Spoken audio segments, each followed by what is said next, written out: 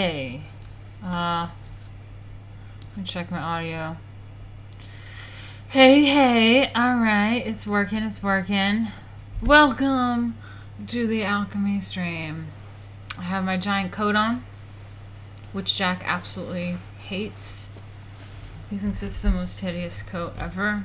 He knocks everything over. He does knock everything over. It's just really big and bulky and heavy. But that's because it's real. It's like real suede and it's got like real, what is this? Sheep fur.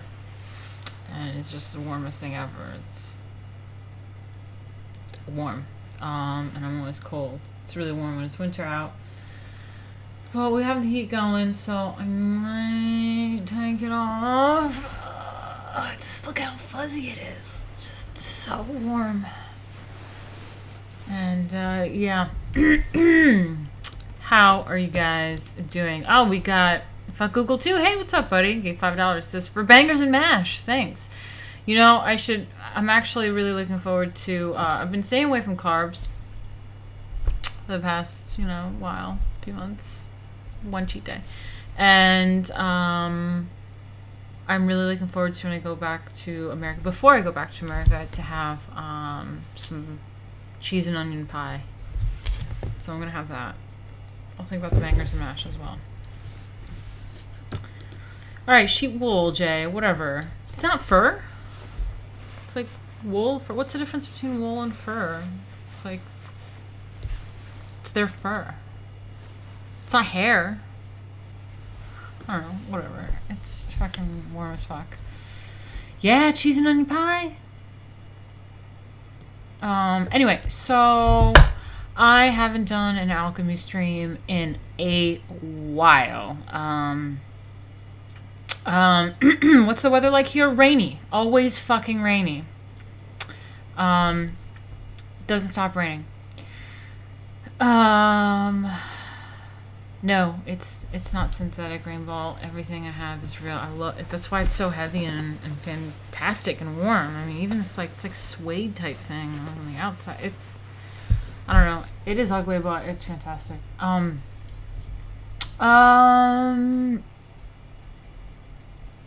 Yeah, no, they don't have a sun license. Okay, so I haven't done an alchemy stream in a while. It's been like a month or something.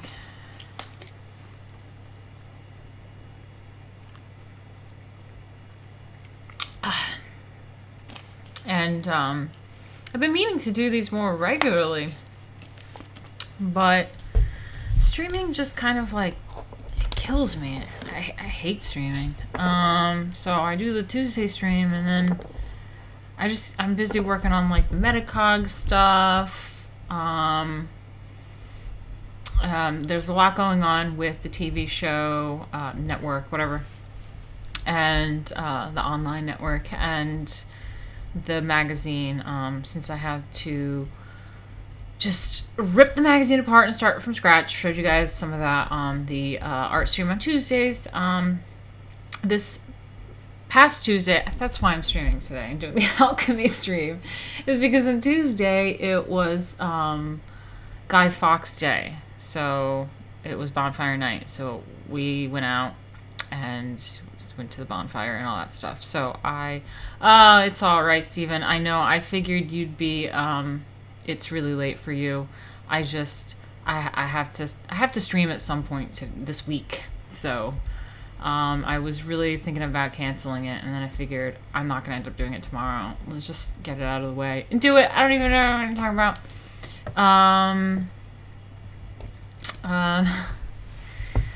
Yeah, this movement is losing momentum.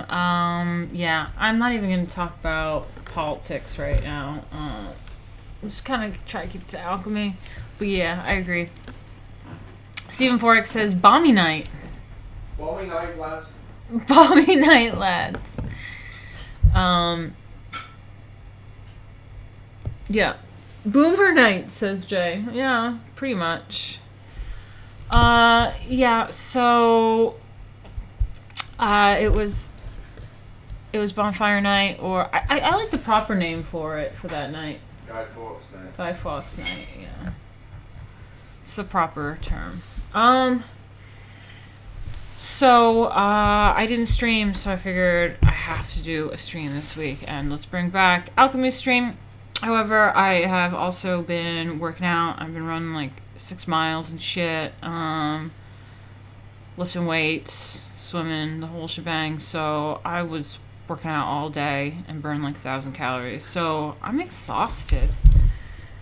Oh, I'm exhausted, and I'm just kind of out of it. I don't even know how I'm going to get into talking about all this alchemy stuff, but whatever, let's go for it. And since I haven't done this in quite some time, I figured maybe it's good to recap a little bit, because people are probably not going to know what I'm talking about if I just start off from where I left off. So the last alchemy stream, we were talking about the elements. The elements are really important. Ooh.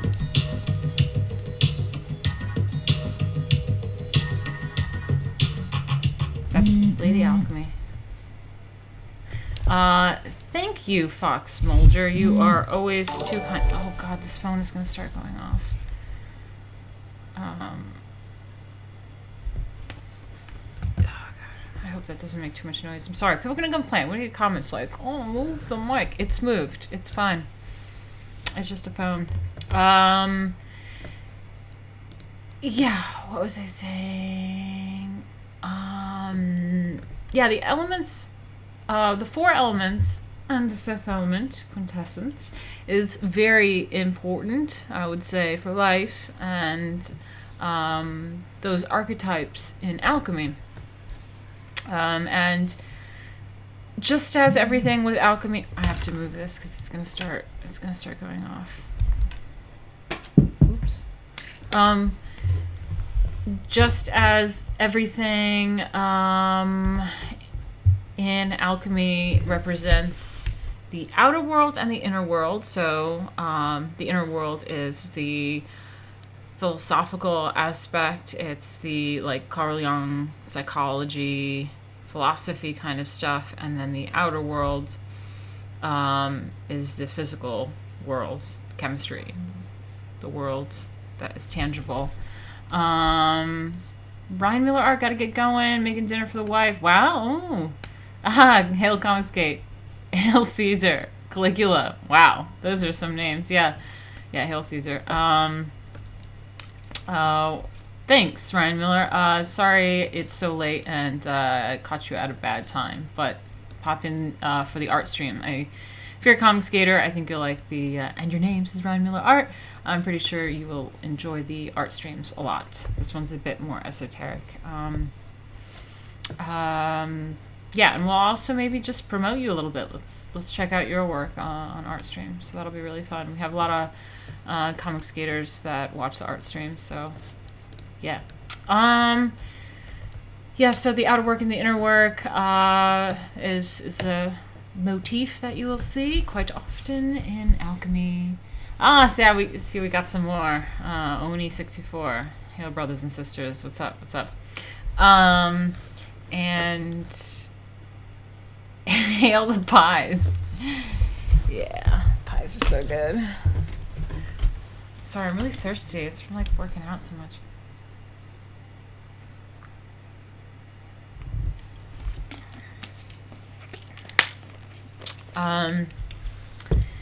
Hey, Alan Spark.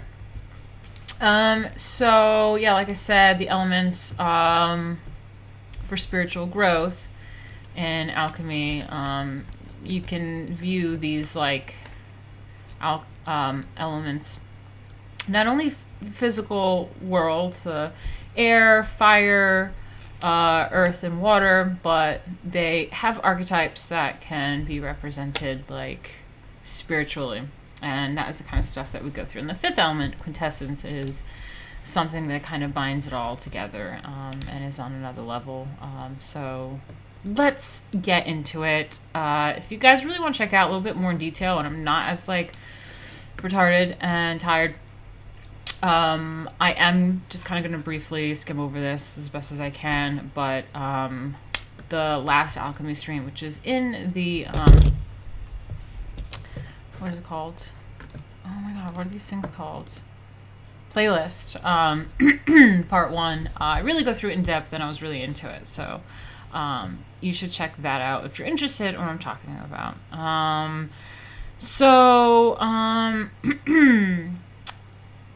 We're going to talk about the elements in spiritual growth. And to understand what the elements in spiritual growth are, we need to understand what we mean by spiritual growth.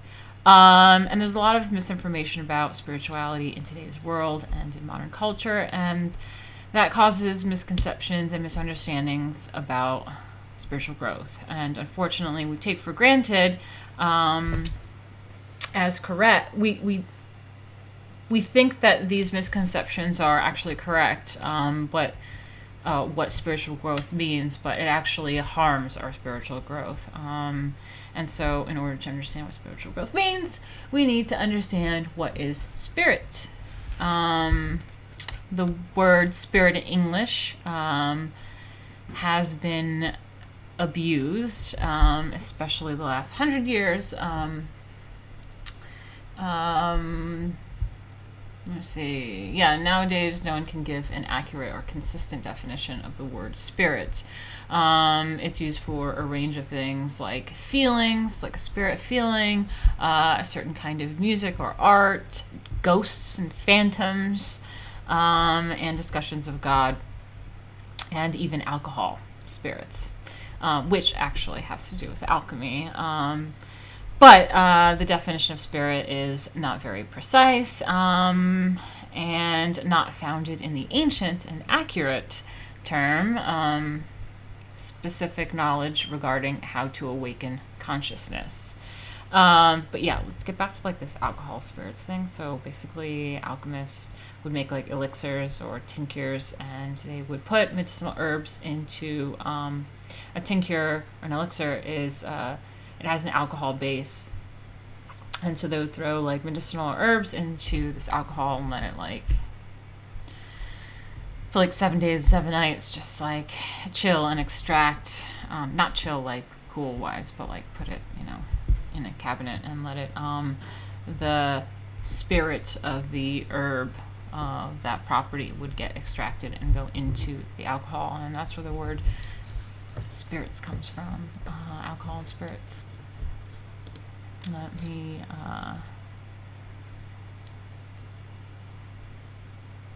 Thanks. You like my shirt? Yeah, it's a bit like, I don't know, like mauve-y color actually. I just couldn't be bothered looking all cute and wearing something all alchemy today. It's my comfy flannel. Actually, this is what I'm like in real life all the time, just with some glasses. Anyway, so let's get into this a little bit more. If we look at what the Gnosis teaches us, Gnosis, Gnosis. Do you guys know what Gnosis is? We can go over what that is a little bit. Just let me know if you're following me, what Gnosis is. The next cooking live stream, I will be posting about it on Twitter and stuff like that, because Donna has contacted me, and we are planning something. So, yep. Oh my God, spam sandwich, yes.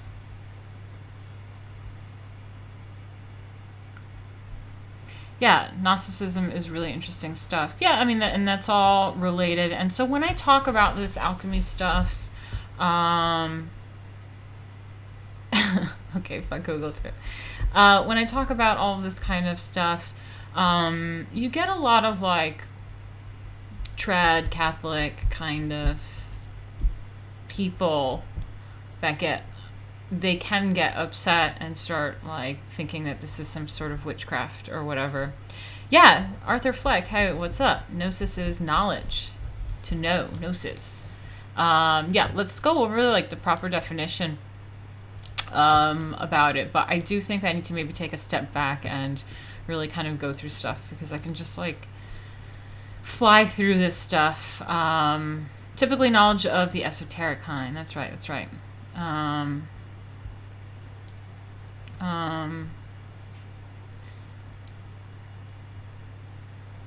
Yeah. So you get a lot of people that freak out about this kind of stuff, but it's Gnostic studies. It's like Arthur Fleck said. It's knowledge, and it's esoteric knowledge, and esoteric means secret. Well, occult means it's not a cult, it's occult. No, and that means secret or hidden. So it's a lot of like secret knowledge and stuff like that, and Gnosticism is involved in that. And so when we go through alchemy and all this stuff, like a lot of the stuff when we study this, we'll go through it, but they talk about the light, the divine light, and they don't say anything about all these ancient texts don't say anything about anything dark. No, there's no dark forces. There's no demons and dark elements or Lucifer or anything. They only talk about the divine light, God, Jesus is at times, or like Christ, like, which is like the Christ consciousness, like reaching that level of like Christ consciousness. Hold on, Jack's tea. So Jesus was like very familiar with this Gnostic tradition and these texts and stuff like that. And that is how I view it. That is a study that I know.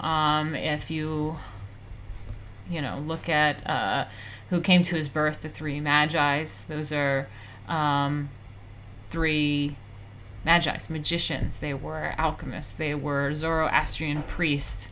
So there's a lot of connection to Western religion with this. There's a lot of roots that go into this, and so it has helped me become closer to the religion that I was raised, which is Catholic. I'm not a fan of the Pope or really church a lot of the times, but studying alchemy made me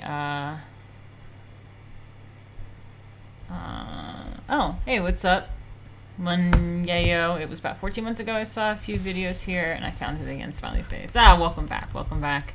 Yeah, we do art stream on Tuesdays, and gonna try to keep doing alchemy stream on Thursdays, but I feel like it just takes so much out of me talking about this stuff, and I feel like I have to backtrack a lot of times. I'm glad Arthur Fleck is in here. I haven't seen him in here before around, and he seems to really know what's going on, so I'm glad to have you in here. The Magi's knew a divine king was born by looking at the stars. Yeah. It's just a lot of fascinating stuff, and there's a lot of connected things, and like I said, it brought me back closer to the religion that I was raised, Catholicism, through studying this stuff, because I started to realize, or read through these ancient texts, like that this was very connected to my tradition, and it made it more interesting, instead of just I call it basic bitch Catholicism, of just blindly following the tradition of what you're supposed to do because you're supposed to do it because that's what you're supposed to do, but you don't really like having a deeper level of understanding. Jay, I know that tea kettle sounds like it's exploding. Hail Goth Queen, thank you guys. Okay, so let's get back into it. So we were talking about what the definition of spirit was, and how that there's a lot of false definitions of spirits nowadays. They think of it as ghosts or alcohol, or different things, kind of art, music, whatever. But we were gonna go over again what gnosis was. Actually, let me find the content card. Hold on a second. Window capture. Aha. Google Gnosis. There we go. Let's just Google it, shall we? Lots of cool pictures. Yeah, gnosis is the common Greek noun for knowledge. The term is used in various Hellenistic religions and philosophies. There you go. Pretty straightforward. It is best known for Gnosticism, where it signifies a knowledge or insight into humanity's real nature as divine, leading to the deliverance of the divine spark within humanity from the constraints of earthly existence. That is perfect. Yeah, it's a feminine Greek noun, which means knowledge. But that's perfect, actually, because this is what we are talking about.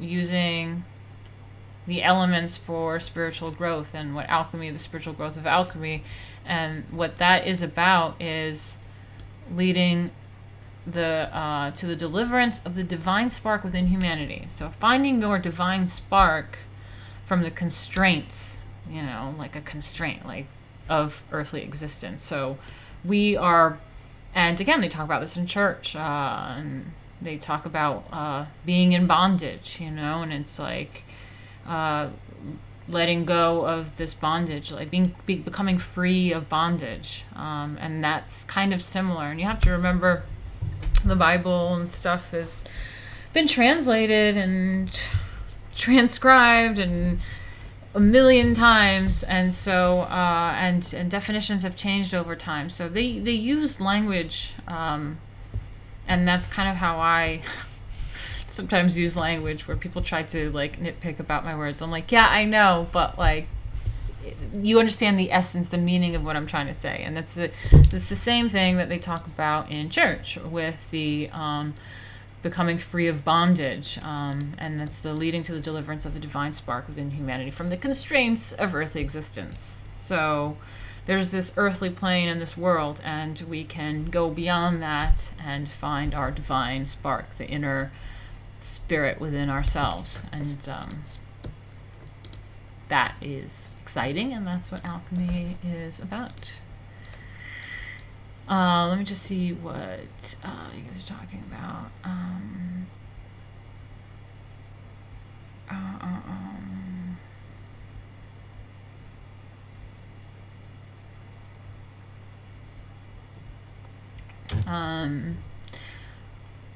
I believe our spirits are quantum phenomena. Yeah, that's. I believe that as well.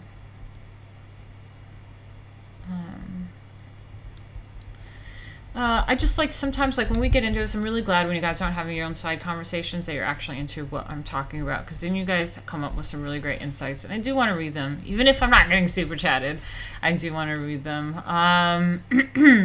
Everyone has the image of God in them. Arthur, I love you, man. Yes. Please say hello to me on Twitter if you're on it, because I'm loving the stuff you're saying.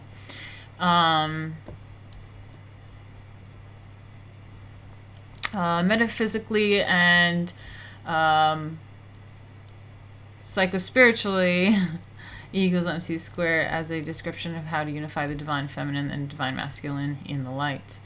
Yeah, that would be another great topic to talk about. I've done it in some political videos when I worked at Rebel and stuff, but I would talk about the alchemical marriage and the balance between masculine and feminine, and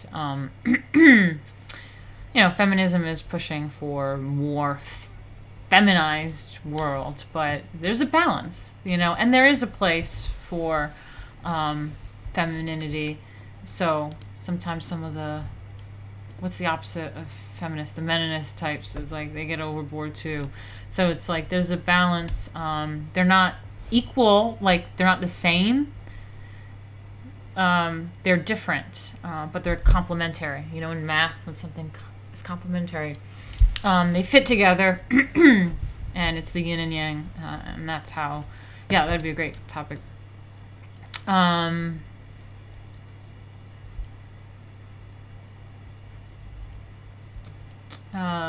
Local cope. Hey, what's up? I don't think I've seen around either, but again, great comments. Is religion and nationalism at the group selective scale, or whatever Jung would call the collective unconscious. Religion and nationalism are two of the best strategies to help a group survive. That's really interesting as well.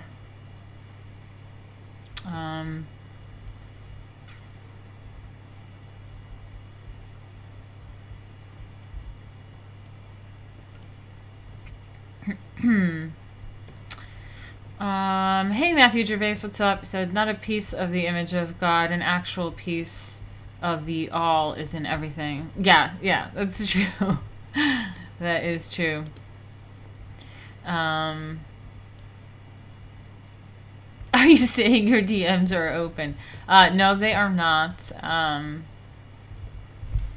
But if you're on Twitter, just comment on maybe like this post of the stream or something and say, hey, what's up? Oh my god. Local Cope said incels and radical feminists are perfect for each other, and Jay said I'd watch an incel and radical feminist dating show.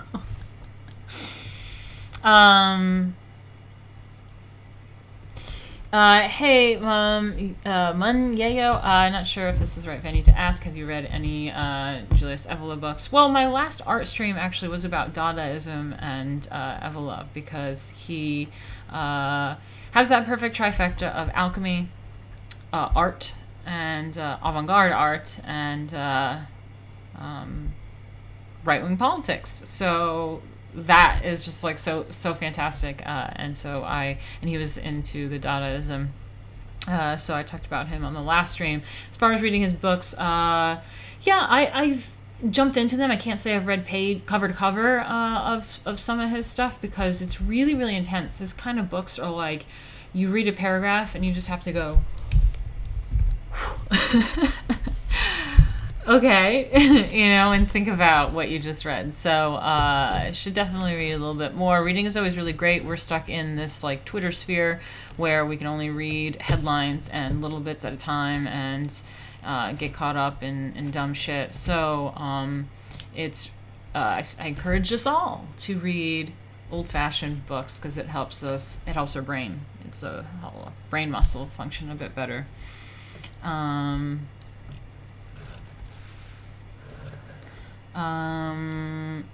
Yeah.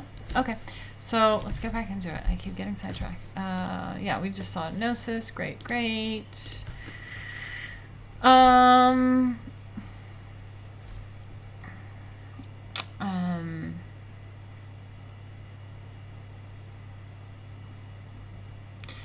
The true meaning of spirit is animating principle. So ultimately, what has given us life. So spirit means it can mean like breath or wind. That's often when you go back into in like Christian terms or in Kabbalah or whatever, you will often hear the word spirit referred to as the wind or breath, which is also like when Adam and Eve were created, and was he blew life. God blew life into Adam. So you'll often hear of it as a breath and a wind. Let me just go through my notes. Sorry, let me check on you guys real quick.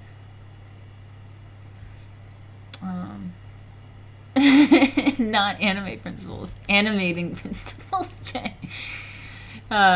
Breaking wind. And God breathed life into Adam. That's right, Arthur Fleck. Loving it. Stephen Forrest, it's a great question. I think that is also in my notes too. Again, I haven't looked at this in like a month or so, so I'm just kind of struggling through this. But I think there is a difference, yes, between spirit and soul. There's different like hierarchies of what's going on, and I think spirit is the deepest root of it. And I think a soul is some sort of the next manifestation that comes from that. But let me see what my notes say. There's a lot of gobbledygook that I just want to kind of really break down. Yeah, the stuff in Hinduism, this equivalent is Atman. It means self, but refers to our inner spirit, the essence of ourselves, the ultimate sense of where we come from. So think about that. The equivalent symbol in Hinduism is Atman. Directly translated, Atman means self, but refers to our inner spirit, the essence of ourselves, the ultimate sense of where we come from. Like, just even think about that. Creates this, starts to create wisdom within yourself. We all just sit here right now and think about what our inner spirit is and the essence of ourselves. What is the essence of you? Jay, what is the essence of you? Stephen Forex, like me. What makes up our essence of who we are and the ultimate sense of where we come from? That just question alone makes you kind of think about the world in a different way. And ultimately what it does is starts making you think in the present moment. You start suddenly becoming aware of everything. Everything gets clear.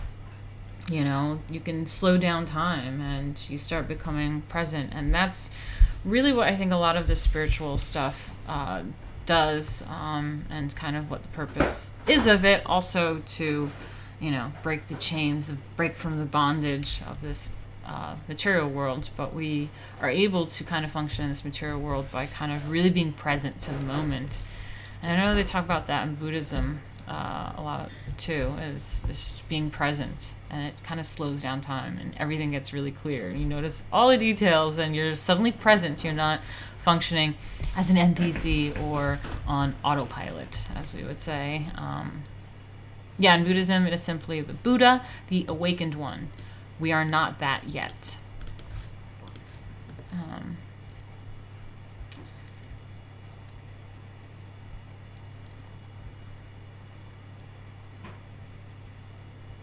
Yeah, Stephen Forex, exactly. I torture myself and go to bed thinking about these things as well, instead of going to sleep. The big questions.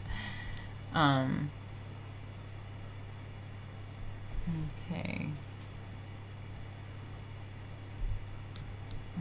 Okay. Yeah, ether is, I do believe ether, Dinah, hey, what's up, Dinah, is, I mean, you guys can correct me if I'm wrong, and I think it'll come up in here. I'm always learning every single time I dig back into this stuff as well. So, but as far as I'm concerned, ether, I think they used to even use it in old organic chemistry textbooks. Alchemy. That's where chemistry comes from, chemistry.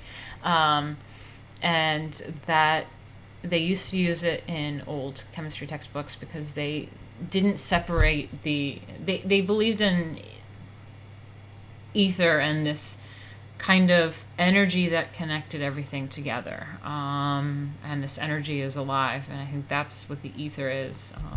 And they definitely believed that for a while in chemistry, and then they started taking it out because science got a little bit more separated from spirituality, I guess you could say. But yeah, well, we should get into that. And I do consider ether to be kind of like the binding agent of everything, all these elements, this spiritual energy that's around everything. Arthur Fleck says all 5 elements were represented by the pentagram used by Pythagoras. Yeah, that's also what Leonardo da Vinci's how do you say this, Vitruvian Man picture is all about as well.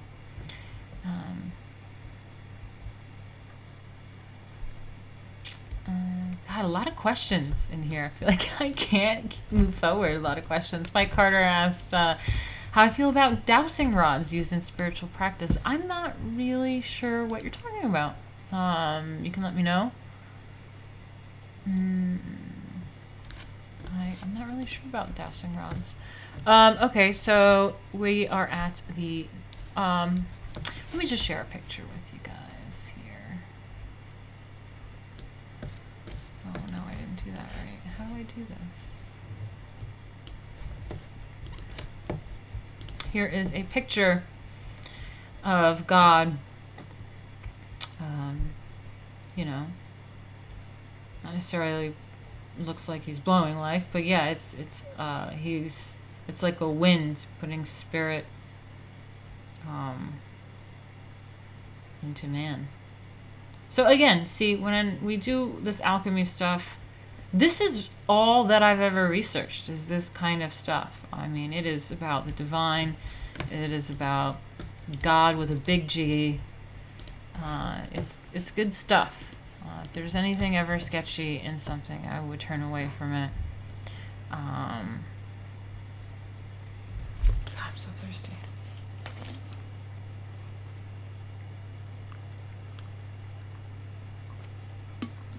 So in genuine mysticism, when we talk about spiritual growth, we are talking about the emergence of our innermost. The emergence of our innermost. That means like the most truest form, self of you is emerging, comes out. It is the growth of the being. You know, like the definition of being. Like,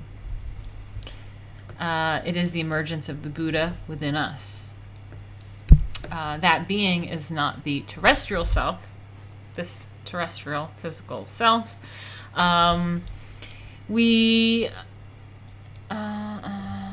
Sorry, hold on. The being, on the other hand, as opposed to the terrestrial person, is related to the spirit. Yeah, and here we have a quote. And so it was written, the first man, Adam, was made a psyche. The last Adam was made a quickening spirit. Oh God, it's like weird letters and things, and it's hard for me to not translate, but decipher what's happening here. Howbeit that was not the first which is spiritual, but that which is psychikos, and afterwards that which is spiritual. The first man is of the earth, earthly. The second man is of the Lord from heaven. Again, does this sound evil and demonic too? Talk about the Lord and heaven. As is the earthly, such are that they also are earthly, and as is the heavenly, such are they also that are heavenly. And as we have borne in the image of the earthly, we shall also bear the image of the heavenly. Now this I say, brethren, that flesh and blood cannot inherit the kingdom of God, neither doth corruption inherit incorruption. Paul from Corinthians. So, again, this stuff is not anything bad. Lots of biblical stuff. Oh, hey, Eduardo, what's going on? We are just talking about the spirit, the definition of spirit, the innermost self.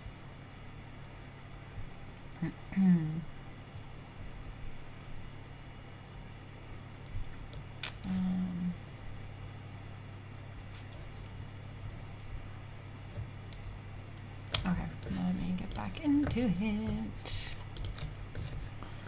When we talk about spiritual growth, we are not talking about the spiritual person. We are talking about the growth of our innermost Atman, or inner Buddha. Real spiritual growth is the empowerment growth and expansion of our innermost, and throughout that growth, we as a terrestrial person also benefit. So if we are growing spiritually, we benefit physically as well. It is the reciprocal relationship. That is why Paul in his writings talked about the relationship between the heavenly man and the earthly man. They are two parts of one being. So that is, again, in alchemy, always the inner work and the outer work. There's a relationship between the inner self and the physical terrestrial world, which is also represented in the six-pointed star and stuff like that. As above, so below, things like that.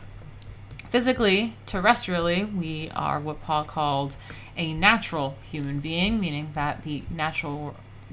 in the natural world, in the physical world with an earthly body, with a physical human body. We are what the alchemists call the philosophical earth. So these elements, you'll see, are all kind of going to fit with these. The elements are going to make sense with psychologically, spiritually, things archetypally.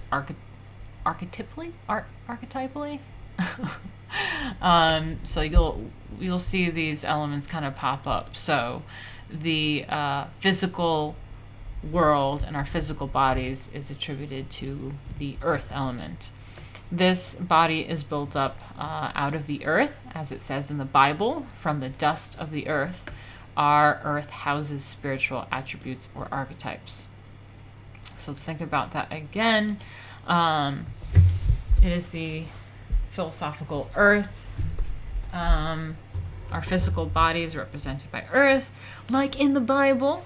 It is built from the earth, literally, the dust of the earth, and the wind he blew our spirit into our human bodies. And our physical body, holds spiritual attributes or archetypes. So our physical body holds the spirit.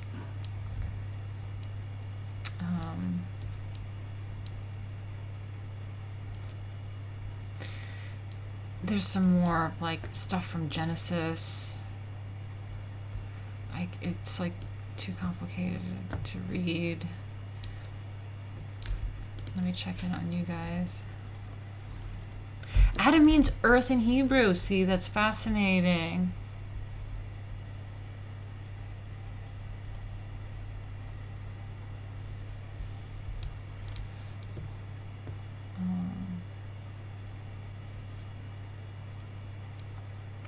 Oh wow, we have Wonder Girls 60s. $25. And hi Martina, good seeing you. Thanks for the live stream. Oh, thanks for. I haven't seen you around.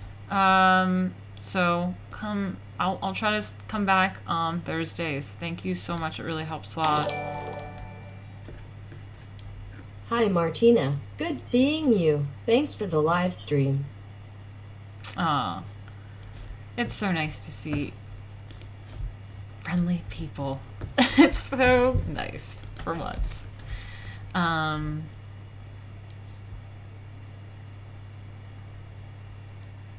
Arthur Fleck in the house. Arthur Fleck knows a lot about alchemy, let me tell you, and Gnosticism. I'm very excited about Arthur Fleck in here. The Aztecs word for the human body means animated earth.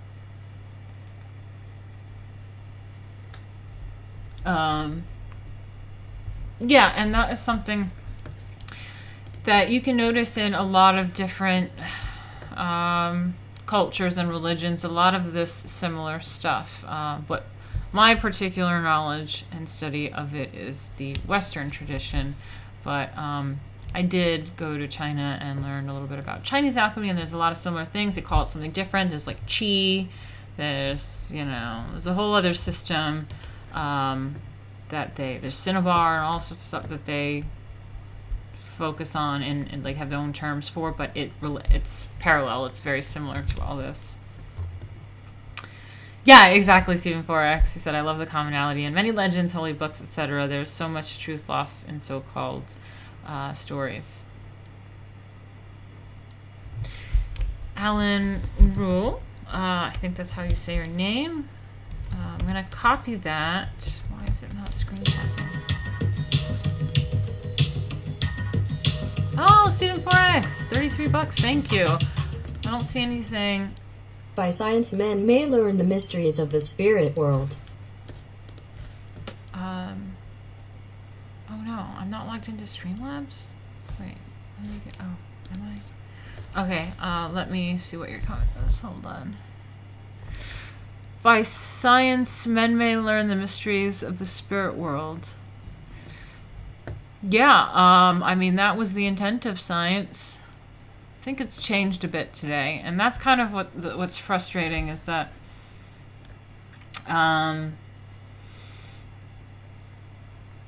just like people, especially leftists and stuff, kind of create this fight between science and spirituality, and it's not as much as they claim. I mean, sure, there was the whole, Galileo thing with the church or whatever, but in reality, it wasn't that really separated so much between spirituality and science in the beginning, at least with alchemy, when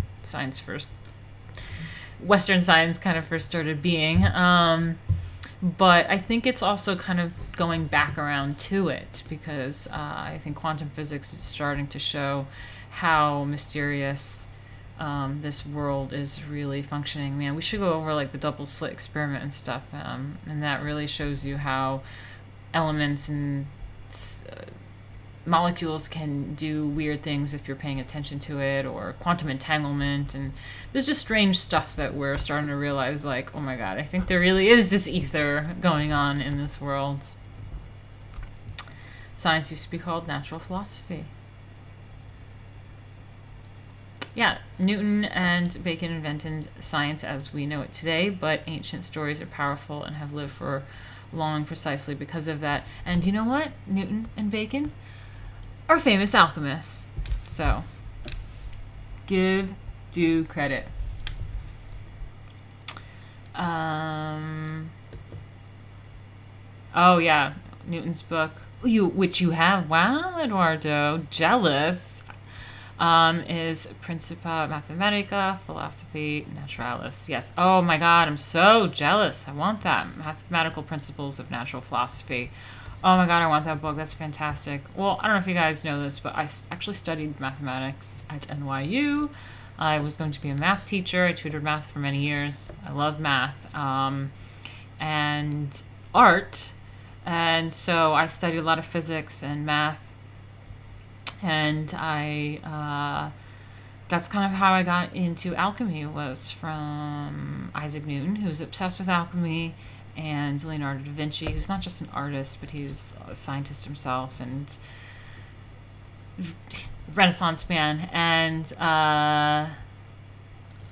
if those two people were obsessed with this concept of alchemy, and I've always pondered the mysteries of the universe myself and thought that there has to be more in the world than this meaningless existence that I'm existing like a fungus. There has to be something going on if these two brilliant minds were obsessed with it. So I started looking into it a little bit more.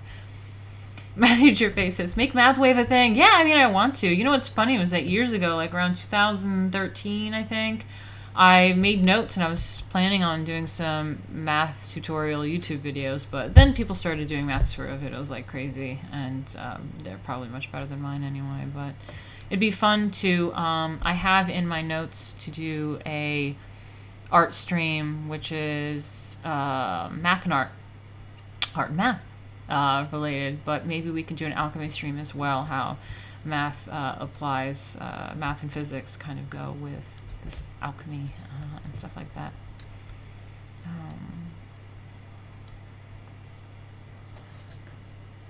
Martina tutors poor inner city children with their math homework. I do. Jay thinks that's absolutely hilarious.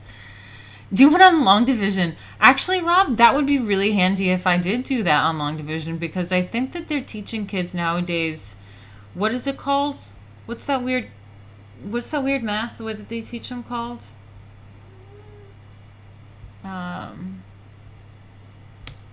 Jack?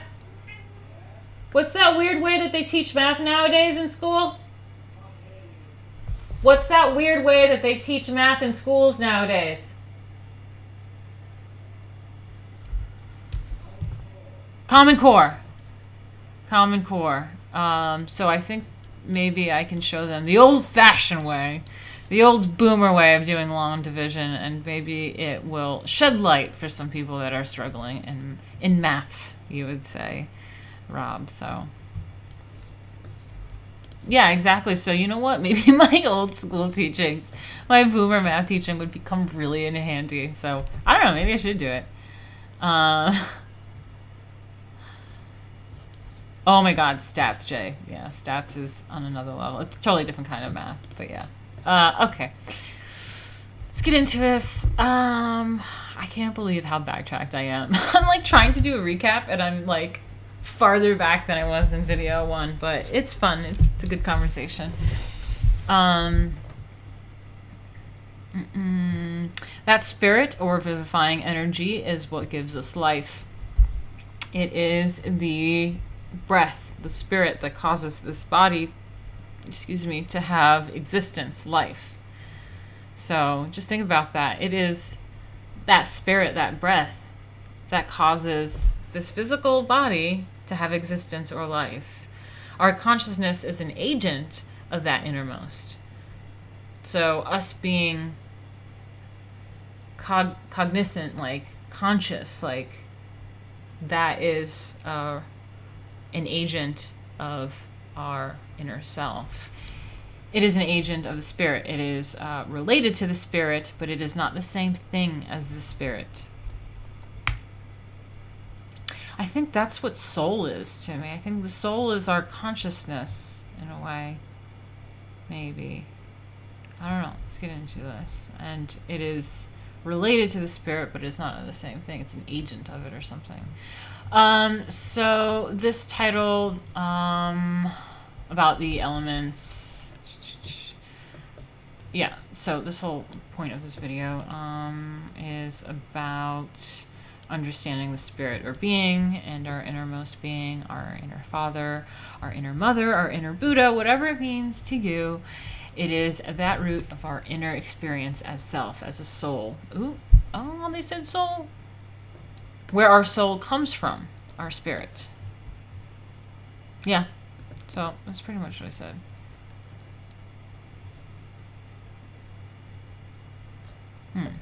Yeah. Sorry, I keep checking in on you guys.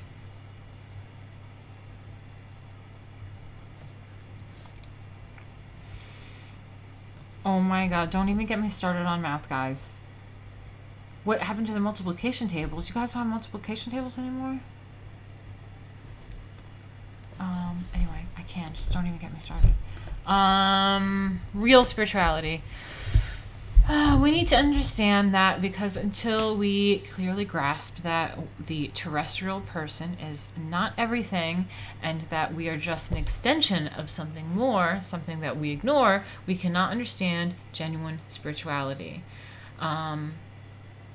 So, yeah, think about that again. Just like we need to clearly grasp the concept that this terrestrial person is not everything. It is just an extension of something more, something that we tend to ignore every day to day, and we don't really fully grasp the concept of genuine spirituality, of this spirit within us. And this is the problem in this day and age. People think that spirituality is about me. That's right. That is totally accurate. People think that spirituality, this is the problem in today's day and age, is about me. And spirituality and religion have become all about me and myself. Nowadays, people really just want to adorn themselves with whatever spiritual elements comfort their ego. They want to dress themselves in robes and in different garments, psychologically, to give off a certain appearance or to feel a certain thing. They want to feel comforted. They want to feel secure because, as they say, they are spiritual. Yeah, spiritual.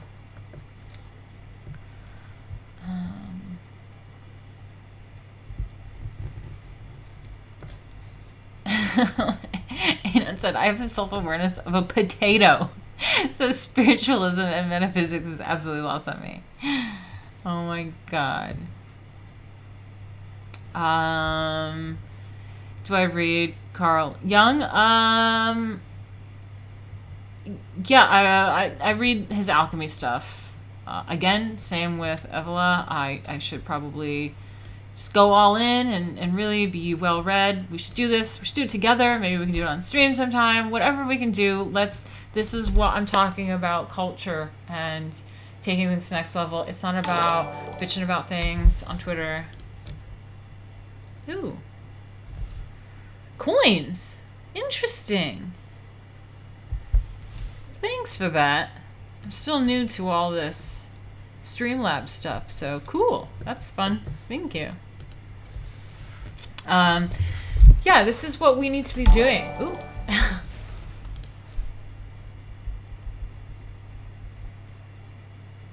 Some guy 137. Cool. Let me see if there's a comment or anything.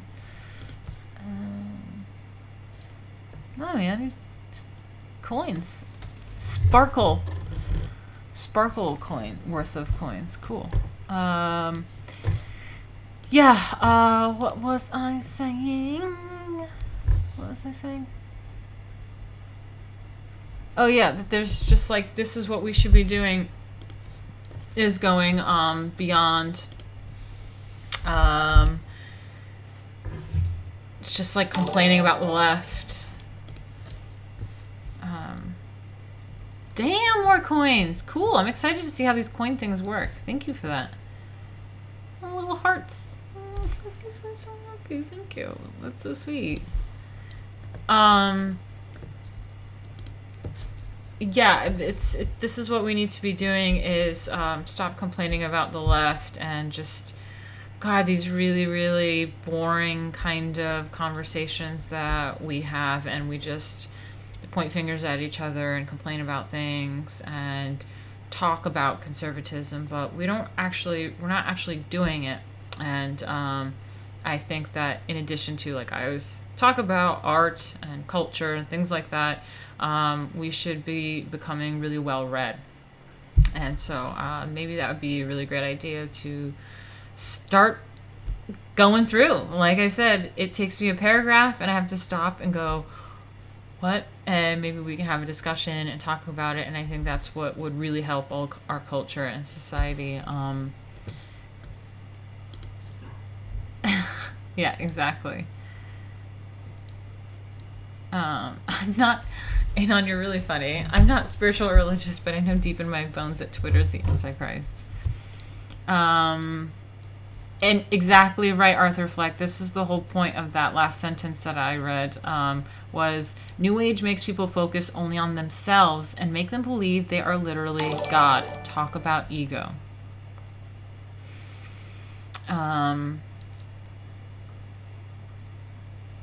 Okay, bye, Spencer. Good night. He says that he's off and that we should make popcorn and do a movie one of these days. Well, you know what? That's a really great idea if you haven't left yet, because we have some people that actually make movies. There's Remican that is actually on Amazon. You guys should check it out. But I've been wanting to promote some movie makers and people that are in my circles that don't really get a platform. So that would be a really great idea, and I wouldn't get a copyright strike because he's an independent filmmaker that would be happy to show his free movie on Amazon and promote it. So that's a really great idea. Yeah, exactly, Arthur Fleck. Reading without contemplation is like eating without digestion. And that is how I read. I really struggle through. That's why people say, have you read this book? It's like, I don't just like read through books. I kind of digest really heavily a paragraph at a time. And I think that would be really, really great content, is if we could just kind of hash through something. I mean, that's kind of what we're doing now. I got to get past this this element, these element videos, because this is what happens. It takes forever, and then a month goes by, and I feel like I have to repeat things. Yeah, but that would be really great cultural content, is maybe just going through some of these books and doing it together. That'd be awesome.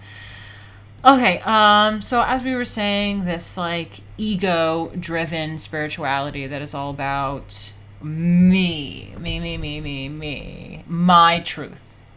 Not the truth, my truth. You know what I mean? The real spiritual person is in connection, in dialogue with their inner being. This connection is not vague, invented, or fantasized. It is experienced. True spirituality is the direct connection between the terrestrial person and the spiritual man, Atman, or inner Buddha. So it is this connection between your inner divine self and your human body. It is, well, it's not, yeah. It's not just about, and that goes beyond you. That goes beyond the ego, because that is becoming in touch with the true self, with your true, like, spark of God. You know, God blew that life into us. Without that spark of God. Do you remember that old show MathNet? The detectives would solve crimes with math. They showed us it in school when I was a kid to make math cool, I guess. Huh. No, I don't know that, but do you know that, I mean, that just reminded me that, do you remember Carmen Sandiego? Did you know that she was like some, like, first of all, hello, do I not look like Carmen Sandiego? That is me. I should totally do that for Halloween sometime. Carmen Sandiego. And where in the world is Carmen Sandiego? But yeah, apparently she was an evil math genius. And she was using some sort of mathematical thing to, like, I don't know, conquer the world or something. It's so funny. Arthur Flex says he remembers. He said how nostalgic he remembers.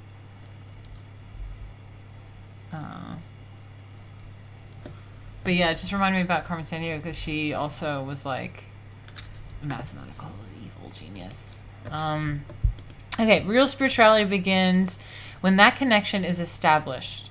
So spiritual growth can be defined in that way. First, by assessing and acquiring that connection.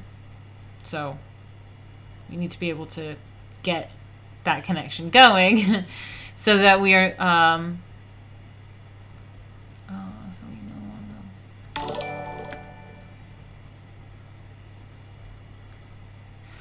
so that we no longer just believe in God or theorize about our inner self, but we know it. You know God exists. You're not believing in it. You know it. And you're not theorizing about this inner self, which is what we're doing right now. Unless any of you guys are really in touch with your inner self, please take over my show. We can experience it, we can taste it, we can touch it, we can talk to it, we can get information from it. What? We know what it is from experience. That is the beginning of real spiritual growth. I mean, that sounds fantastic. Know thyself, that's right. Where in the world is Aunt Patty? Jay. Oh my God. I love it. I love it. I love it. I love you guys. Fuck, man. I love that we have our own, like, inside jokes. We've got, like, Aunt Patty. We got Rockin' and Rollin'. What's the other one that I was doing? It was, like, cooking or something. Putting gas on the grill. Well, we got gas on the grill. Or whatever. We're cooking with gas on the grill. What did you say, Rob? Something like that. Danny Vanna said leftists, aka neo-Marxist, are pro-baby mutilating pedo weirdos and disgusting. There, Eduardo, I mix it up a little bit, but yes, bitching isn't so productive. Clowning around. Yeah, clowning around, Jay. We gotta just write down all this shit. I own my cringe, okay? There's some people out there that can't admit that they've been cringe. They like to pretend it's satire when they're called out for being cringy, but fuck it. I own my cringe. Own your cringe, people. It's cool. It's cool being a boomer and an incel, okay? I gotta get more drink. Hold on.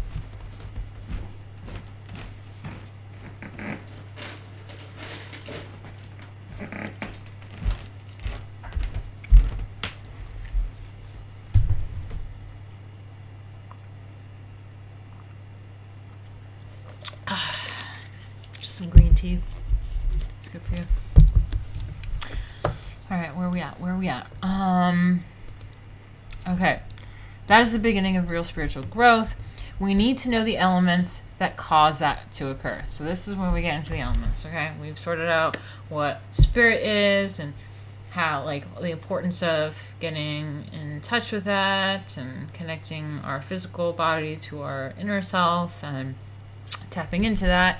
And we use the elements to help that happen. The reason we do not have spiritual growth now, and the reason we do not know our innermost now, is because we do not know the elements and we do not know the spirit. We are in a deep state of ignorance. So we have a lot to learn. Yeah, it's a lot of ignorance. So the elements. In an ancient scripture from Hinduism, we find a scripture that explains the elements for spiritual growth. This is in... I don't know how to say it. I'm sorry. I can share it with you guys. Let me copy and paste it. Which is a very ancient writing. And it states, let me share it with you, what I am reading. Did that not copy?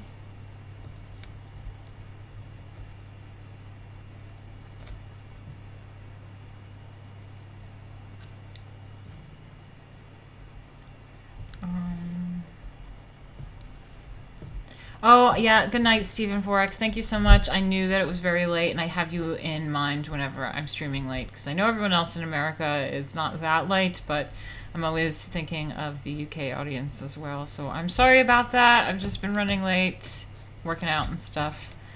I'm sorry. Good night, and see you later. I'll see you around.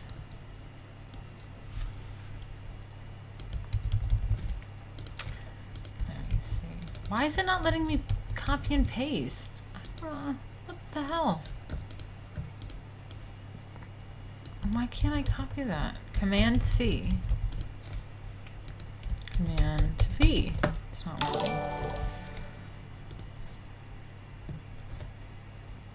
Oh, this, some guy, oh, let me check D-Live real quick. Sorry guys, hold on. Hello, D-Live people. Sorry. Oh, are we back on D-Live? Hold on.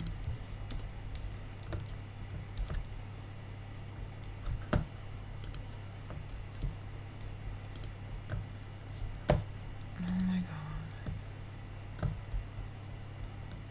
We have 3 people in here. How come I can't type? Is there something wrong with my...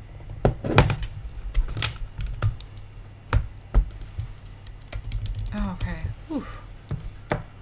There's like something wrong with my keyboard. That was weird.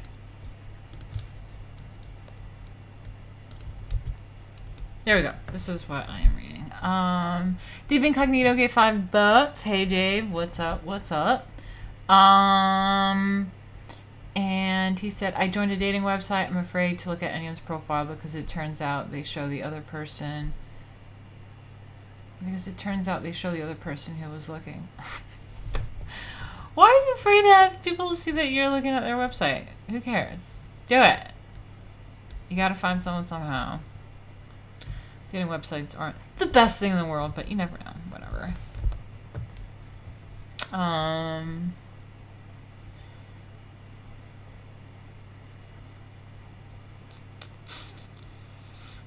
Okay, so... Yes, that... I don't know how to say it, so this thing that I sent you guys is what I am reading, just so you know. I can't say it, if anyone could help me out with that. But this is our talk about getting the elements involved for spiritual growth. So it says, from Atman, remember what Atman means, it's the spirit. So from the spirit did space come into being, like the wind and the spirit. From space, air. From air, fire. From fire, the waters. From the waters, the earth.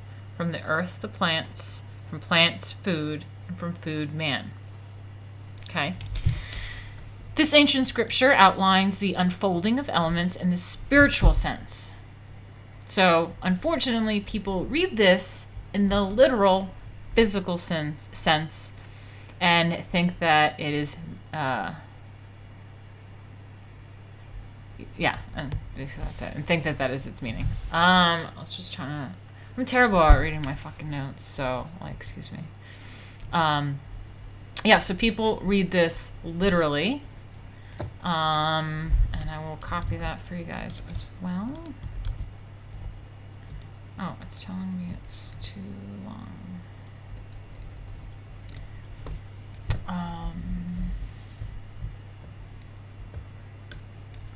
Yeah, so again, this is the unfolding of the elements spiritually, and people read this and they think of it literally, but it is not the way why it was written.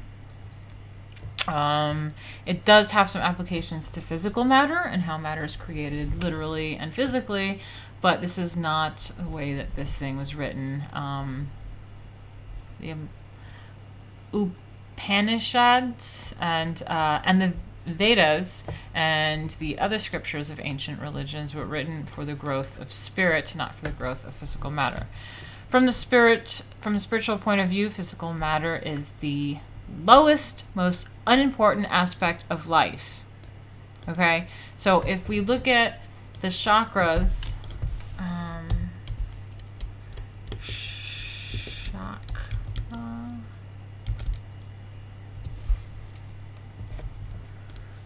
let's look at some of these chakras, shall we?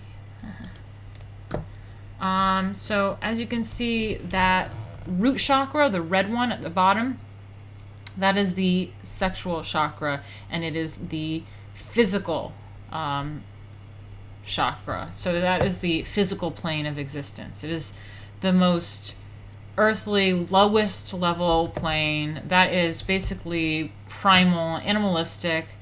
That is level of existing. And you can actually see this on top of the tree of life as well. Okay, not that tree of life. Yeah, I meant this tree of life. God, I hate this. I need to use Bing. But yeah, that one at the bottom that has black around it, or this one that's multicolored here, has 10 on it.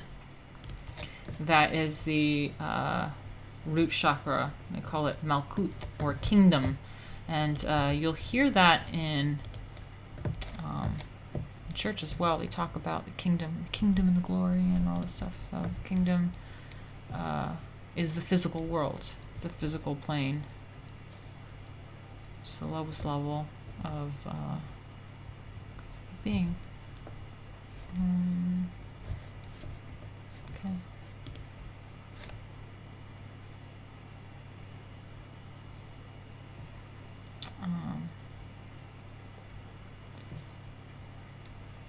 Oh, Arthur Fleck, good night.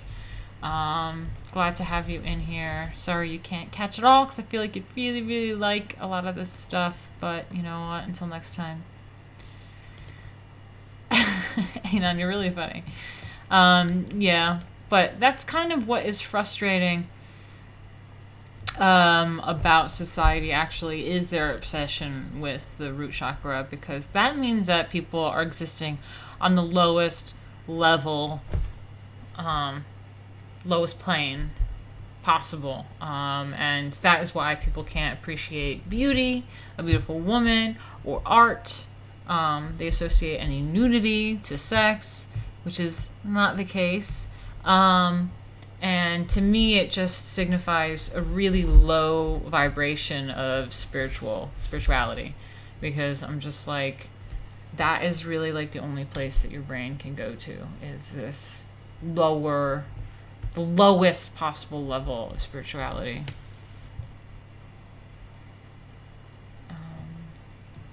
Hey Blips gave 1111, a very interesting donation. Thank you. What's with all the purple in pop culture recently? Does it have to do with Han Purple? I do not know who Han purple is. So I don't think I can answer that. If anyone else can contribute to that, please do. I have purple in my background right now. I don't know. I think purple is definitely a very like synthwave color, so that's why I like it.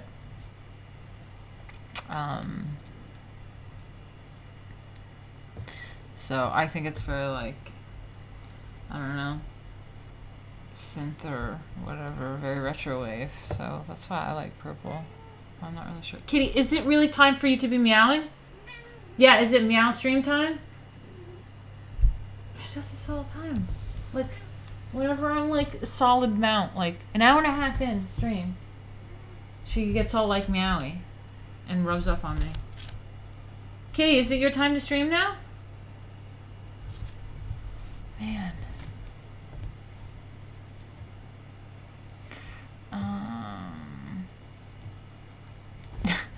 Yeah. Kitty. Alright.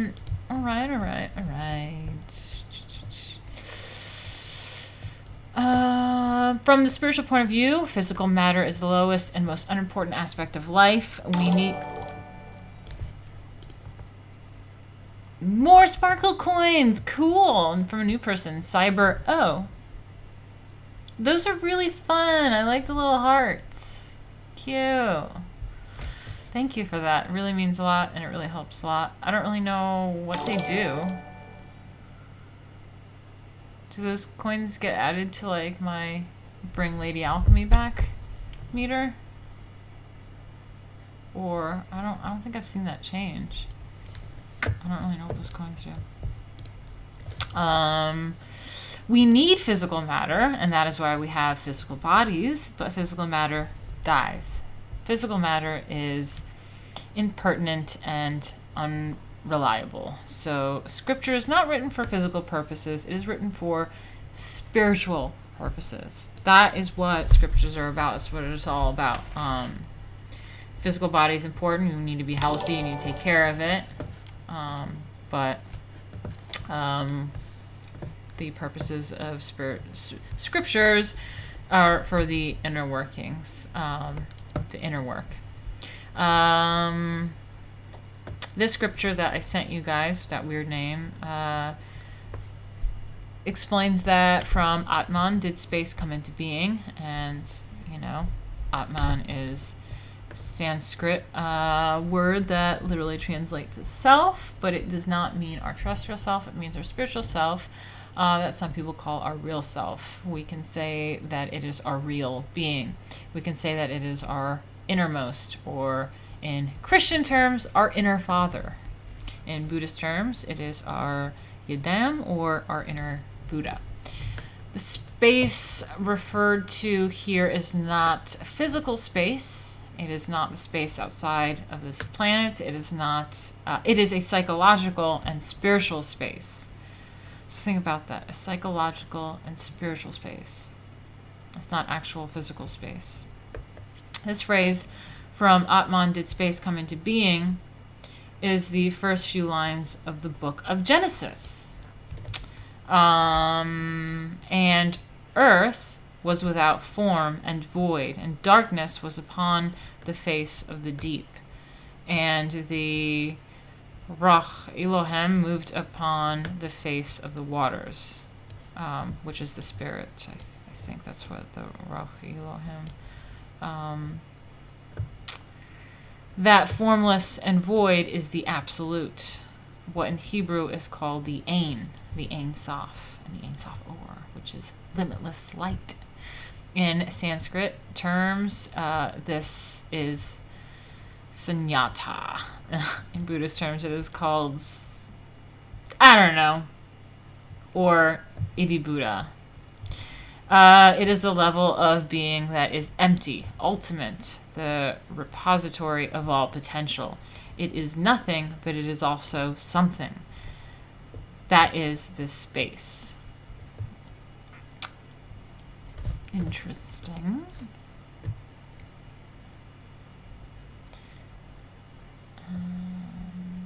Yes, yeah, the Chinese five elements. Yeah, I wrote a paper when I went to study abroad in China. I had to write a 10-page paper.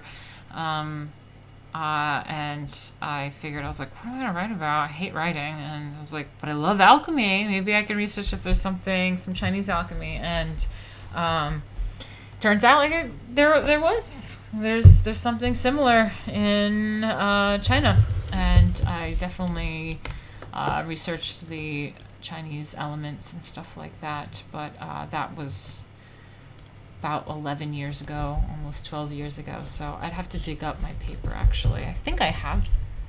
Maybe I can find it. It's in my old Facebook. So I created a new Facebook in 2016 because my old one was just like tainted with everyone that hates me and I can't tell what's going on in it. It was too much. It's my old life. And there was this thing, I don't know if you guys know this, but if you're a boomer, you know this. On Facebook, there used to be this thing called Notes. And I used to like write weird shit on there, and I'd put like my weird alchemy paper on there, and I would put like my alchemy stuff up there. And I like recently was going through it, and I was like, oh my god, I have all my weird like alchemy notes in here. Maybe we can go over that sometime too. China, say it properly.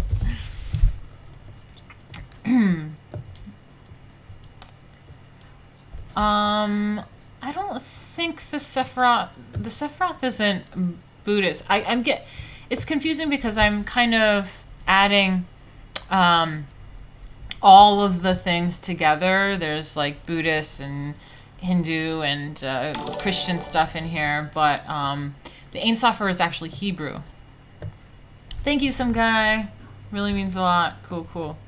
Yeah, the Ein Sofer is Hebrew for limitless balls of light, and that's what the Sephiroths on the tree of life are, those circles. And it's actually in 3 dimensions, but it's drawn 2D. So yeah, Ein Sofer. I know you laughed at me one time when I was talking about this stuff. You know, that was my email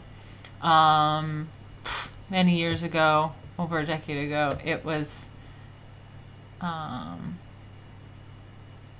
Sofer, or I don't know, I like Hotmail or some shit like that, yahoo.com or something, because I was always into this weird alchemy stuff, and it got complicated because no one knew what the hell I was talking about. So it's funny when you know about it and it's in video games. And the more I started researching, the more video game stuff popped up. I was like, what the hell is this crap? That's not what I'm looking for. No.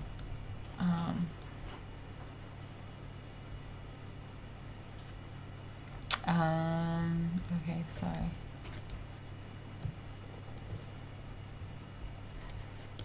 Let me go back.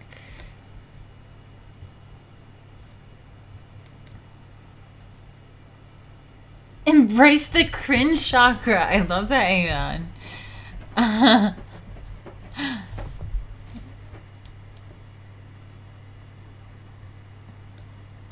love it. Lady Edge. Cool. Yeah, I mentioned the key earlier in the stream, talking about this energy, the ether or quintessence or whatever.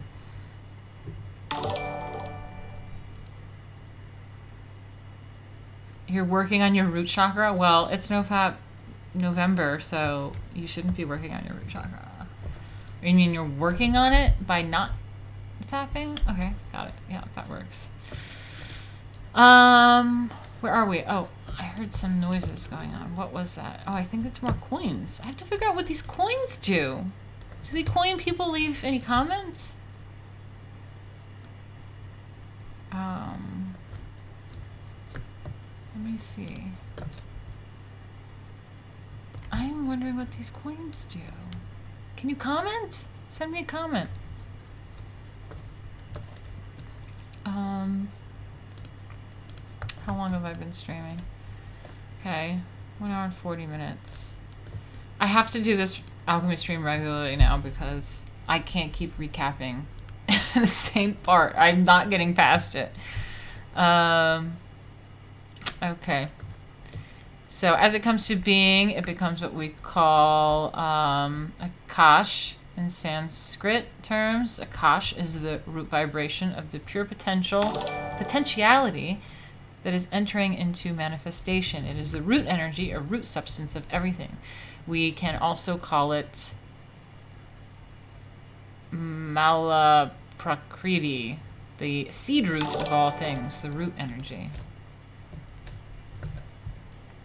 Thank you, some guy. Very, very kind of you. Still don't know what they do. He keeps sending 66 coins. Is he trying to tell me, like, 666 or something?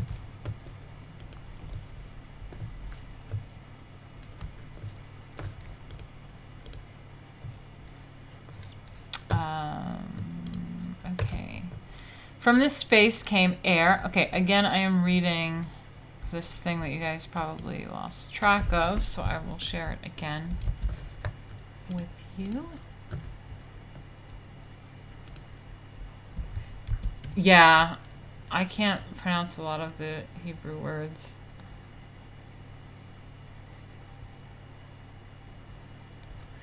But I am also doing some Sanskrit as well.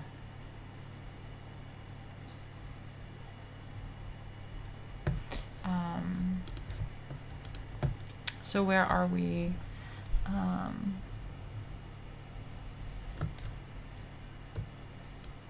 The space.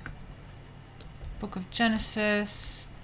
The formless void is the absolute. That which in Hebrew is called the Ein Sof Or. The Ein Sof and the Ein Sof Or. It comes into being. It becomes what we call Akash in Sanskrit. So root vibration of the pure potential that is entering into manifestation. It is the root energy or root substance of everything. We can also call it Malaprakriti, the second root of all things, the root energy. Oh God, my neck hurts me when I stream or I look at the computer. From this space came air, from the air came fire, from the fire came the waters, and from the waters the earth. Here we see the classic four elements, air, fire, water, and earth. Anyone who has studied philosophy knows about these four elements. We find them in every major tradition in the world. They were known in Babylonia, Chaldee, among the Greeks and Romans, amongst the ancient Chinese, the Taoist, amongst the Hindu and the Buddhist. In every tradition in the world, these four elements have been described in varying ways.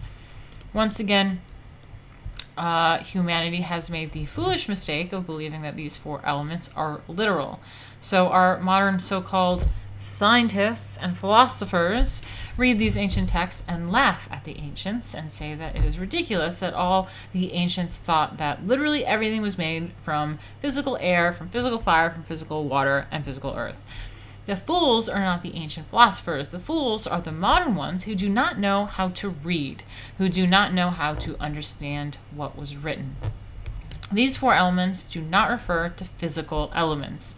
If you have studied the writings of Paracelsus, Aristotle, Plato, Lao Tzu, Krishna, Buddha, all of them talk about these four elements. They talk about them in every religion, but they are not talking about physical elements. They are talking about subtle energies, psychological, spiritual forces in nature, in everything, in every level, from the absolute down.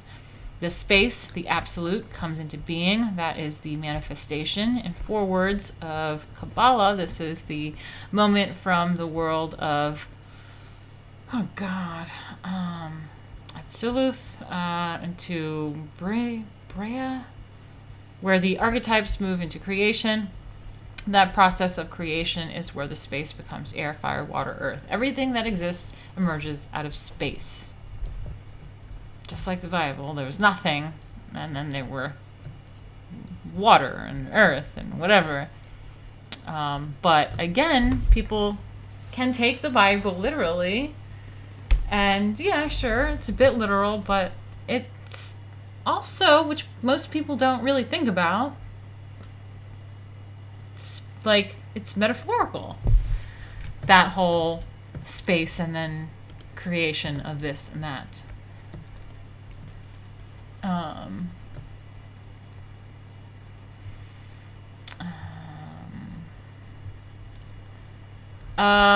Yeah, very close. How to spell Ein Sof. Sorry, I Ein Sof PH or You can look that up. It's quite lovely. You know, and Jesus be like, use your imagination, you sinners. Let's get back to this.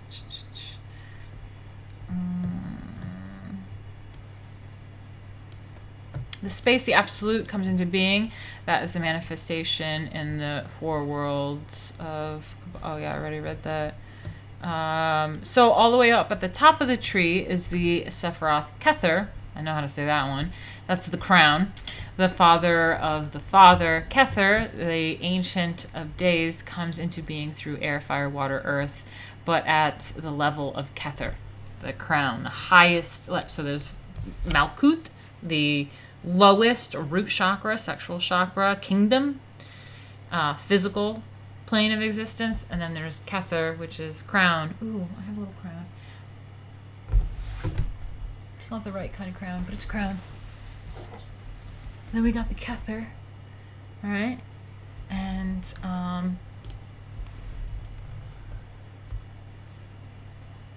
this represents the highest level of existence and being at the top, and it is just like totally another spiritual kind of realm that most of us probably cannot comprehend.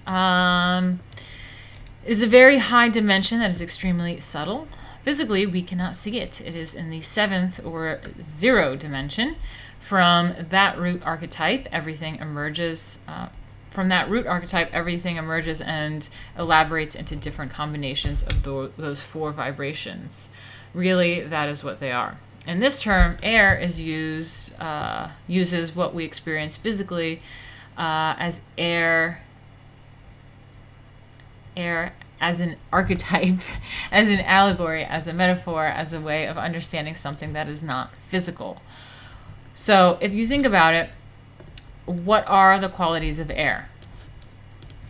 Let me catch up with you guys.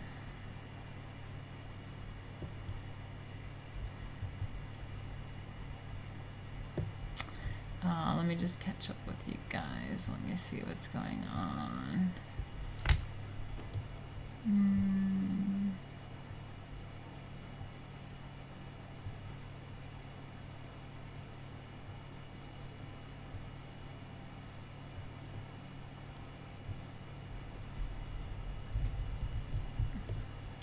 All right. You guys aren't answering my question. What are the qualities of air? So air is movement, something subtle, something not fixed, something not solid. Air. So air in the scripture and in all ancient scriptures refer to a vibration of energy, a vibration that is very subtle and moves rapidly. So that's what air is. Like, think about, the air in a hot air balloon. It's movement, it's moving rapidly, it's, and so everything kind of has that. Even cold air has a slower vibration. Like, it all moves, it's light, it's having a vibration. These elements represent qualities, not physical matter. Space represents expansiveness. So when in that thing that I shared with you, and it says space. So let me see. Let me go back up.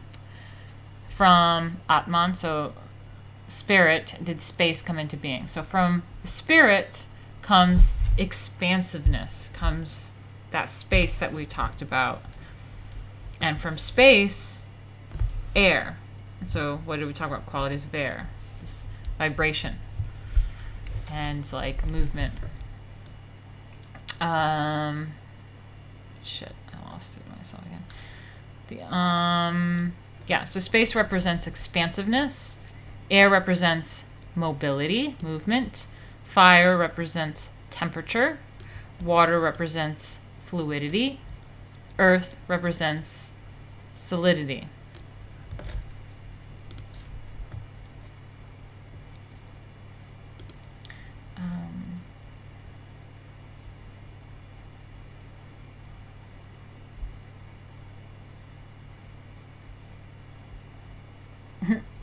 You say that you're not spiritual, but you're saying really great comments. Yeah, it's really, really great. Yeah, air is wind in Japanese. Cool, cool. The fifth element. I think people get angry. Anon says, I think people get angry when we're faced with our limitations of understanding. So when someone writes about something that is beyond human ken to immediately see, touch, we get grumpy and dismiss it. Yeah, we'll just call them stupid. Oh, our stupid ancients.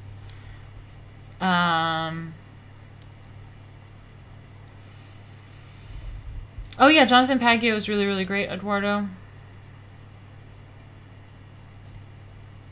Oh, don't get above your reason. Hey, Martina, I mentioned to Sabo to get a hold of you for his website that he's building.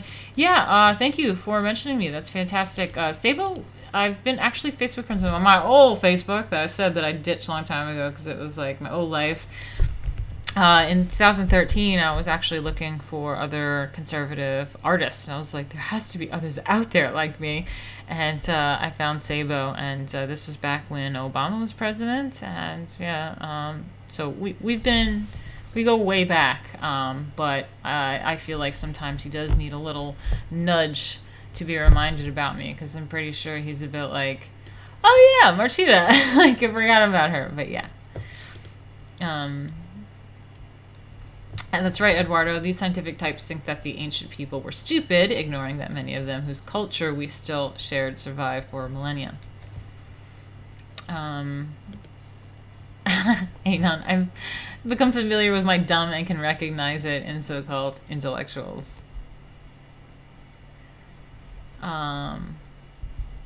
Yeah, I know Sabo. Yeah, Unsavory Agents. I will check out his YouTube, but yeah, I'll try to reach out to him. Thank you for mentioning me. Tell him to reach out to me as well. I definitely need to talk to him. I'm definitely available to do stuff, to collaborate. I've been wanting to do that for some time, so let me just look it up now. Unsavory Agents. Cool, got it. Subscribing. Yeah, we go way back, so that's cool. Cool. Yeah. He's a bit of a boomer, so, and really far away in California, so I'm pretty sure I really appreciate the little nudge to be reminded about me, because I definitely need that.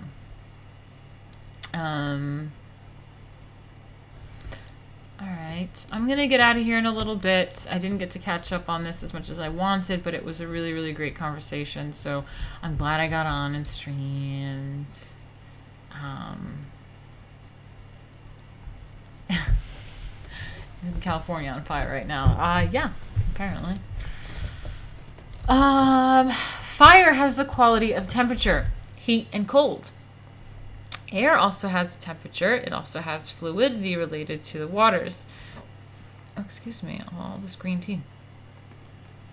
It also has the potential for solidity related to the earth. So we see these four elements really relate to qualities of matter and energy. Not literal air, not literal fire, not literal water, not literal earth, but qualities.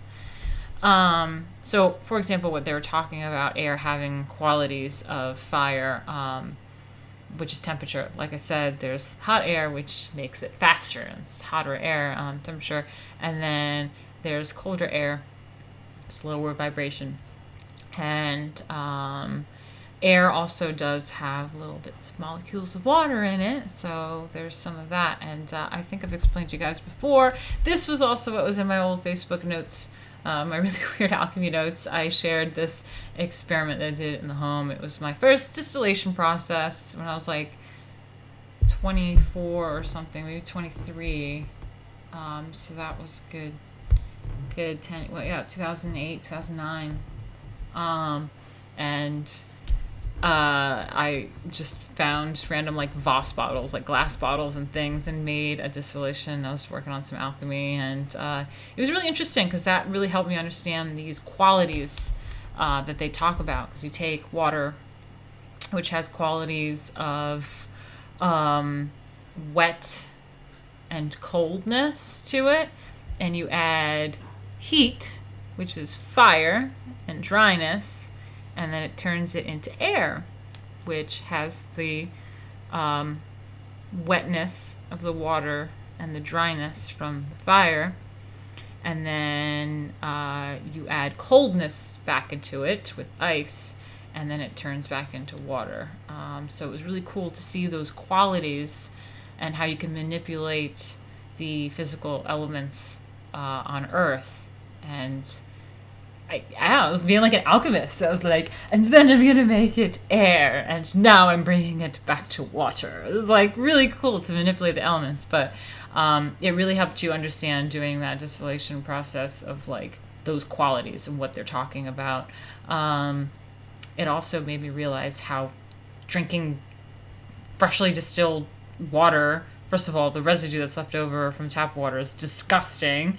And second of all, when you drink like clean water, it's like, it tastes like nothing.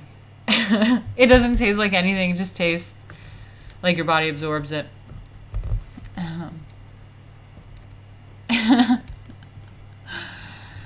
Martina cackling over her beakers and burners. Dread Cruz, did you just get into here?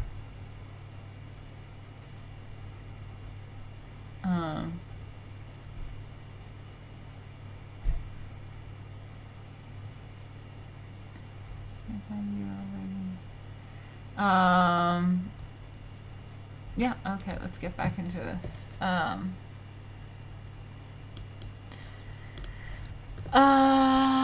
gonna get out of here in a minute because it's been 2 hours. I'm tired anyway, so I'm out of here. But this was really fun, and I should just like bite the bullet and do the alchemy streams every Thursday. It's gonna happen.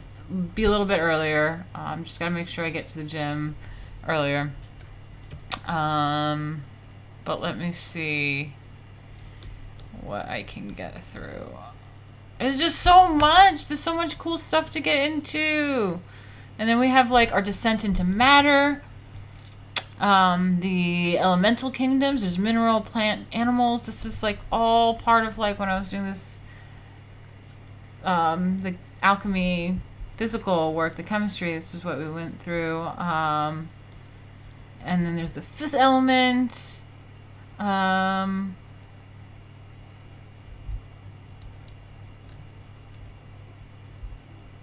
Damn.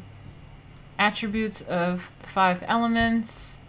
Again, air is mobility, fire represents temperature, water fluidity, earth represents solidity, space, the attributes of the absolute, mantric value. We find that there are many attributes related to them, so this graph shows you the many attributes. Yeah, we'll just get into this another time.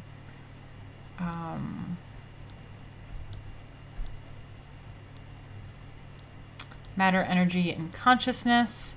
Yeah, and I got a little farther last time, but we really dive into these elements and what they represent, and how all the different attributes and how it kind of makes sense and connects into the real life. And like then we get to spiritual nourishment and how all of these elements that are represented in things, for example, different foods, a grain is part of the earth element, and you have water. Which one is water? Let me see. Hold on, water.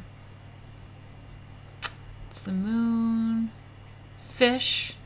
It says oh yeah, fish. Water. Something comes from the water. Earth is grains. Fire is red meat. Air is grape juice. And I mean, it makes sense, and we can go through and explain how that connection relates. But when you eat things, there's a spiritual nourishment.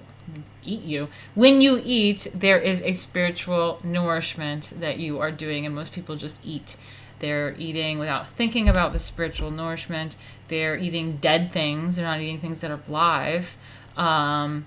And, you know, when we consume things, we are feeding our body, but at the same time, these have an energy. It has a living spiritual aspect to it as well that has an association, and we can feed ourselves spiritually as well. And that's just a way of being meaningful. And that's why eating is important. That's why eating with your family is important. That's why, you know, you break bread with people. It's a really big deal, and you go out to eat, and you're consuming something. That's what alchemists do too, with like elixirs and, you know, spadrix and all this stuff. Is that you in tinctures, you are ultimately trying to consume something that can, help you physically, but also spiritually, and like you're being mindful of that process. And it's the same thing they talk, you know, when we go over it about like the Eucharist and the wine, and how you are injecting it with this like spiritual energy through mass, and then you consume it, and that's what that's doing. And then there's like rituals of priesthood. Oh my god, it just gets so exciting.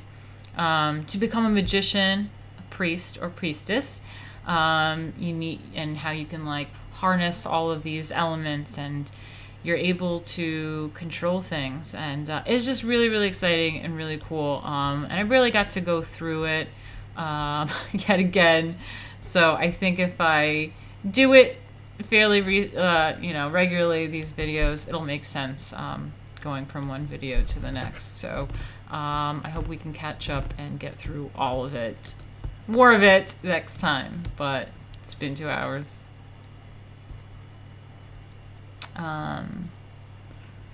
Yes, I'm basically on the carnivore diet. All I eat is like meat and veg.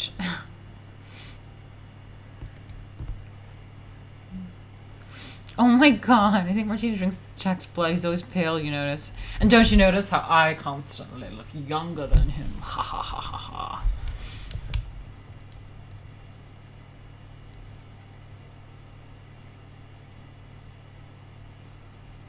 What's the best movie about alchemy? I would say Holy Mountain is pretty cool. It's not necessarily about alchemy, but I would have to think of something that's more literal. But Holy Mountain's like has alchemical references in it.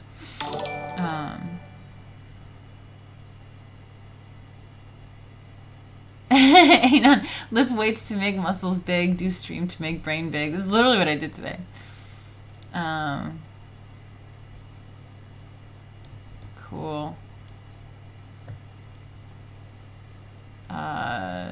What about geometry? Or is that too Masonic? Yeah, no, geometry is cool. How often do I get to the States? Well, I haven't been in a year and a half, but I'm going in December, so that's why I was looking for a little bit of funds for that. Would be good, would be good.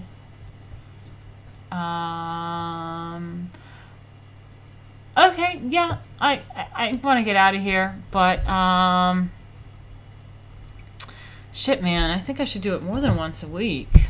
I know I haven't been doing it even once a week, but I feel like these kinds of streams need to go like one after another, like really fast. Otherwise, like I'm gonna constantly be recapping the same bits I talk about. But yeah. Oh, my castle, yeah. I moved from the castle, and then I moved into a shithole, so I just threw up this alchemy background, because it's, you know, it's not acceptable for the stream.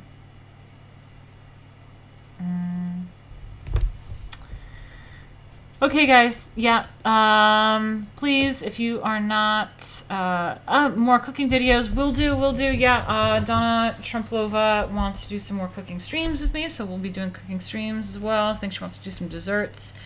I recently made a fantastic baklava, so I'll probably do that. And, do love my phyllo dough, you know what I mean? And, other than that, yeah, I'll try to film one as well, like proper film.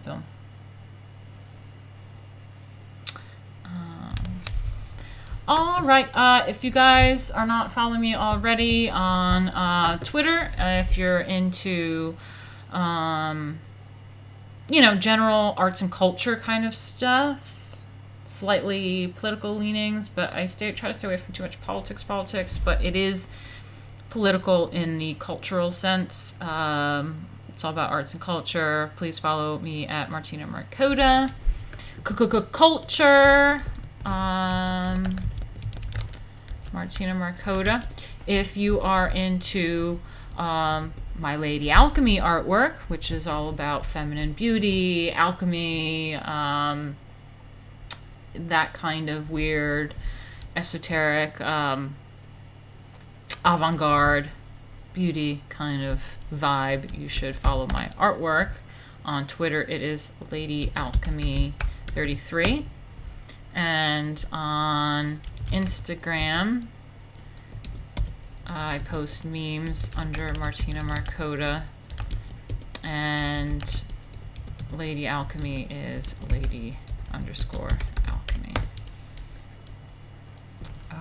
So, yep.